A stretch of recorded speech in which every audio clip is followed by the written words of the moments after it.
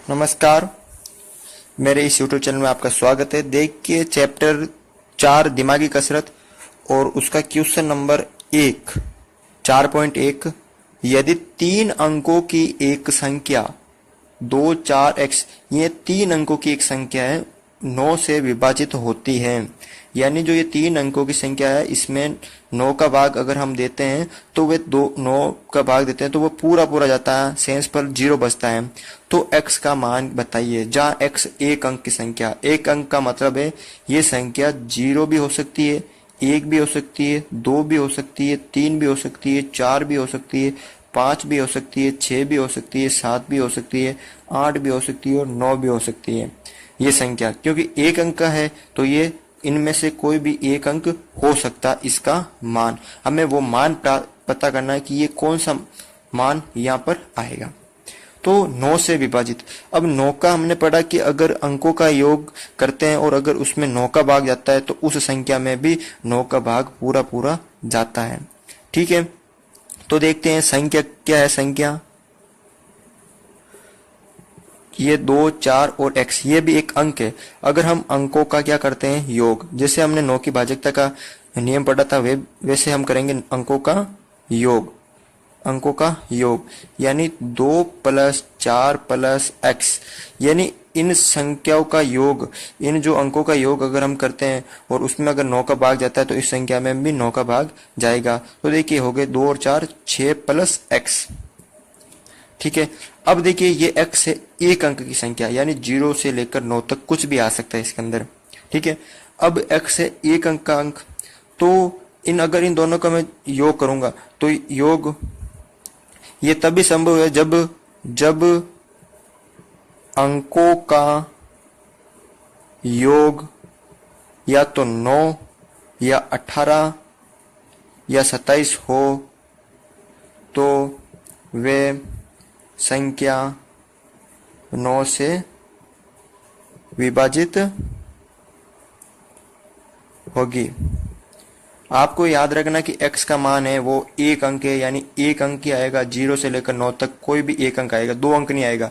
यानी 11 से 99 तक कोई भी अंक नहीं आएगा, यहाँ से आएगा 0 से 9 तक, वो आपको याद रखना। ठीक है, अब अगर इन दोनों का योग 9 होगा या 18 भी हो सकता है या 27 भी हो सकता है, यानी कुछ भी आ सकता है इनका, यानी 0 से 9 तक आ सकता है। तो माना यहाँ देखिए, अब मैंने यहाँ पर क्या कर दिया कि जो ये दे रखा आपको क्वेश्चन, मतलब x का जो मान है वो 0 से 9 तक है। ठीक है, तो एक अंक है इसलिए हम इनको दोनों को बराबर 9 के बराबर रखते हैं। तो 6 + x को मैंने 9 के बराबर रख दिया। तो देखिए 6 इधर प्लस के इधर माइनस के, तो x बराबर 9 - 6, ये कितने हो गए 3। तो x का मान कितना प्राप्त हुआ 3। या तो x का मान 3 भी हो सकता है।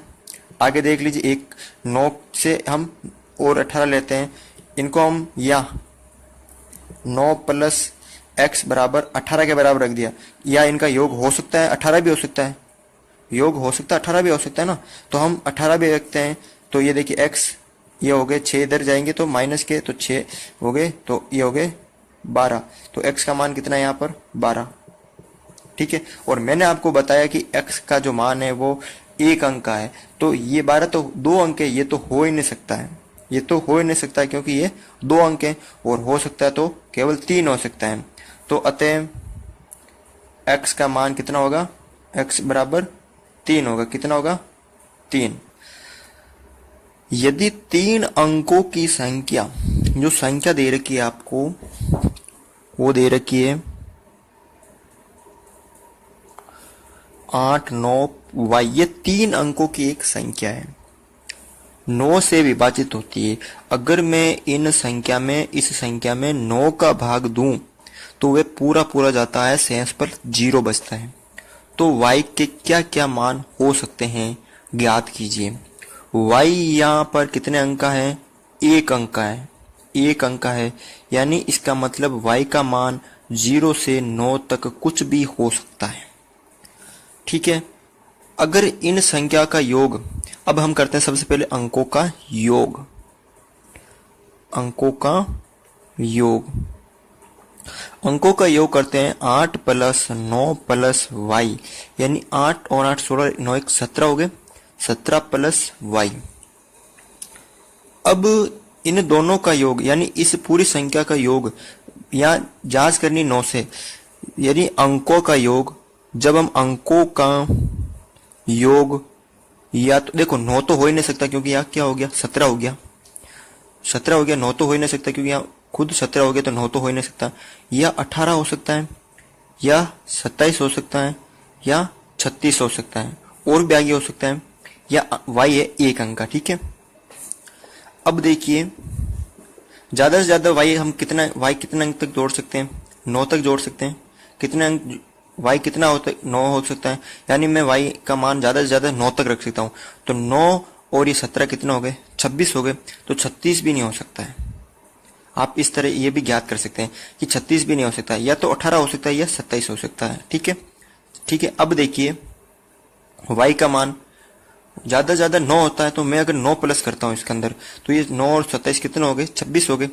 ठीक है, तो ये 36 ज्यादा हो गए। अब ये हम जांच करते हैं 18 और 27 से। ठीक है, अब देखिए अंकों का योग 18-27 होगा, तो संख्या 8y, जो ये संख्या दे रही है आपको, 9 से विभाजित होगी। अब देखिए मैं करता हूं यहां पर, तो मैं 17 प्लस वाई को 18 के बराबर रखता हूं। 17 प्लस वाई को 18 के बराबर रखा मैंने, तो जो वाई यहाँ है और 17 इधर प्लस के, तो इधर माइनस के, तो 18 माइनस 17 बराबर 1, यानी वाई का मान कितना प्राप्त हुआ, 1। या वाई का मान 1 भी हो सकता है, या मैंने इसको 27 के बराबर रखा, तो 17 प्लस वाई बराबर 27। वाई का मान ज्ञात करूंगा, तो 27 माइनस 17 बराबर 10, तो यानी वाई का मान क्या हुआ, 10, जो कि कितना अंक की है, 2 अंक की है, तो ये हो नहीं सकता है। तो वाई का मान क्या होगा, 1। तो जो वाई का मान होगा वो कितना होगा, 1 होगा। तो आप कह सकते हैं कि वाई का मान, वाई बराबर 1 होगा, अतः y बराबर 1 होगा। नंबर 3 है कि ये जो संख्या दे रखी है 3, 1, m 5, ये 9 का एक गुणज है, यानी ये 9 से एक विभाजित होती है। जो संख्या 9 से विभाजित होती है, जब m 1 अंक है, m कितना अंक है, 1 अंक दिख रहा है आपको, तो m के 2 मान आते हैं। ऐसा क्यों है, m के यहाँ कितने मान आते हैं, 2 मान आते हैं। पिछले वीडियो में हमने जो देखा था वहाँ 1 आता था, मान ज्ञात करते तो 1 मान आता था। तो मैंने देखा यहाँ लिखा है संख्या, संख्या क्या है, 3, 1, m 5। अगर मैं अंकों का योग करता हूं, अंकों का योग करता हूं, तो 3 प्लस 1 प्लस m प्लस 5 कितना होता है, देखो 3 और 1 4 और 5 9 प्लस m। अगर इन दोनों संख्याओं का योग, यानी इन पूरी संख्या का योग करता हूं मैं, तो कितना होना चाहिए, देखो 9 तो हो ही नहीं सकता। अब यहाँ 9, क्योंकि ये 9 हो सकता है, यहाँ m का मान क्या होना चाहिए, 1 अंक है। m कितना है, 1 अंक का है। तो m का जो मान है वो 0 से लेकर 9 तक हो सकता है। ठीक है, तो अगर मैं 9 रखूंगा तो 9 9 18, ज्यादा से ज्यादा कितना हो गए 18, और 0 रखूंगा तो 9, यानी कम से कम 9 और ज्यादा से ज्यादा 18। ठीक है, तो अंकों का योग, अंकों का योग 9 18 होगा, तब संख्या 9 से विभाजित होगी। ठीक है, तो मैं इस संख्या को 9 के बराबर रखता हूं, तो 9 प्लस m बराबर 9। देखिए यहाँ पर 9 माइनस में हो जाएगा, इधर जाएगा तो m बराबर 9 माइनस 9, ये हो गया m बराबर 0। m का मान कितना आया, 0। मैंने बताया था कि 0 से लेकर 9 तक कुछ भी आ सकता है। अब यहाँ मैं 18 के बराबर रखा, तो 9 प्लस m बराबर 18, तो m बराबर 18 माइनस 9, या 9 प्लस के तो इधर माइनस के, तो m बराबर 9। यहाँ देखिए m के 2 मान आ रहे हैं। क्यों आ रहे हैं? क्योंकि m एक अंक का है, जो 0 भी एक अंक का है और 9 भी एक अंक का है, तो m के यहाँ 2 मान आ रहे हैं।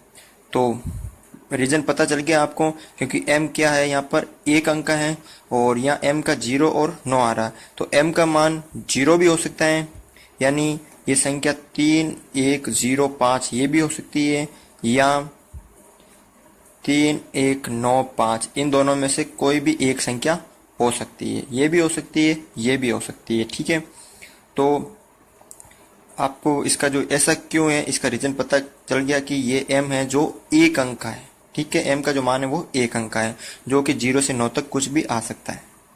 क्वेश्चन नंबर 4 है, 3 अंकों की संख्या 2, 4, y 3 का एक गुणज है, तो y के क्या क्या मान होंगे।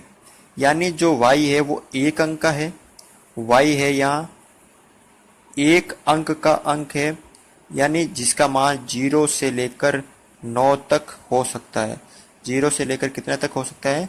9 तक हो सकता है। 0, 1, 2, 3, 4, 5 कुछ भी हो सकता है, एक अंक हो सकता है। ठीक है, एक अंक का है। ठीक है, यानी y के मान ज्यादा भी आ सकते हैं लेकिन एक अंक के आएंगे। ठीक है, तो हम जो संख्या दे रखी है 2, 4 ये y, हम क्या करते हैं, सबसे पहले अंकों का क्या करते हैं, योग, क्योंकि 3 की भाजकता का नियम हम ऐसे ज्ञात करते हैं, अंकों का योग।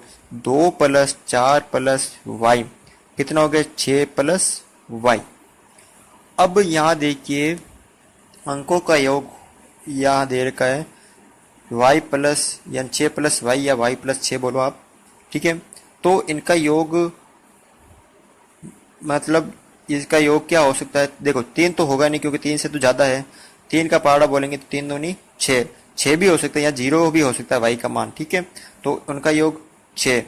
यदि अंकों का योग, या लिखते हैं हम अंकों का योग, 3 तो होगा नहीं क्योंकि 3 से तो ज्यादा है, 6 हो सकता है क्योंकि y का मान 0 हो सकता है। 6, उसके बाद 9, उसके बाद 12, उसके बाद 15। अब यहाँ देखिए ज्यादा से ज्यादा कितना हो सकते हैं?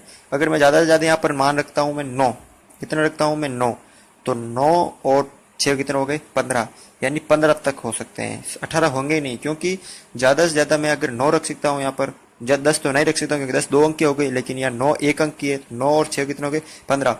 ज्यादा से ज्यादा 15 और कम से कम 6 हो सकते हैं, तो 6 और 15 अंकों का योग 6, 9, 12, 15 होगा, तो संख्या 3 से विभाजित होगी। यहाँ देखिए 3 एक गुणज है। गुणज का मतलब है कि अगर हम किसी संख्या में 3 का, किसी संख्या में जैसे मान लीजिए 3 है, तो इस संख्या में अगर मैं 3 का भाग दूं तो शेषफल कितना प्राप्त होगा? 0। अगर शेषफल 0 प्राप्त होगा तो वह उस संख्या का गुणज है, और अगर शेषफल 0 प्राप्त नहीं होता तो वह उस संख्या का गुणज नहीं है। तो अगर मैं 3 का भाग इस संख्या में दूं तो वह क्या प्राप्त होगा? एक गुणज दे रखा कि एक गुणज है, यानी क्या आना चाहिए? शेषफल 0। ठीक है, अब हम ज्ञात करते हैं। देखिए सबसे पहले रखते हैं कि 6 + y को, 6 + y को हमने 6 के बराबर रखा, तो यहाँ हमें प्राप्त हुआ y बराबर, यहाँ 6 प्लस के इधर माइनस के, तो 6 - 6 कितना हुए? 0, यानी y का जो मान आ यहाँ कितना प्राप्त हुआ हमें? 0। y का मान 0 भी हो सकता है। आगे हम ज्ञात करते हैं, या हम 6 + y के स्थान को बराबर में रखते हैं 9 के बराबर। हो सकता है इन दोनों का अंक जो योग है वो 9 हो सकता है, तो 9 के बराबर रखा, तो y यानी 9 - 3 हो जाएंगे, यानी y का मान कितना हो गया? 9 - 6, इधर ये 6 जाएंगे माइनस के हो जाएंगे, तो 9 - 6 बराबर y का मान कितना हो गया? 3। या 6 + y बराबर, इसको हम 12 के बराबर रखेंगे, 12, तो y बराबर 12 - 6, तो y का मान कितना प्राप्त हुआ? 6।